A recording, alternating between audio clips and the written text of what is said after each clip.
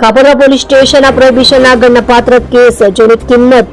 ₹7,13,821 ગુનામાં પ્રોહિબિશનનો જથ્થો આપનાર આરોપીને પકડી પાડતી જોનેક એલસીબી મહેરબાન પોલીસ કમિશનર સાહેબ શ્રી સુરત શહેરનાઓ તથા ખાસ પોલીસ કમિશનર શ્રી સેક્ટર 1 તથા નાયબ પોલીસ કમિશનર આલોક કુમાર જોનેક સુરત શહેરનાઓએ નાસ્તા ફરતા આરોપીઓ શોધી આપેલ સૂચના અને માર્ગદર્શન અન્વયે જોનેક એલસીબી શાખાના પોલીસ માણસો હેડ કોન્સ્ટેબલ હરિસિંહ ભગવાનભાઈ તથા પોલીસ કોન્સ્ટેબલ આનંદભાઈ રાજેન્દ્રભાઈ નાઓની સંયુક્ત બાતમી હકીકતના આધારે આરોપી નામે કિરીટ રમેશભાઈ શિરોયા ઉંમર વર્ષ 37 રહે મકાન નંબર 64 મહાલક્ષ્મી સોસાયટી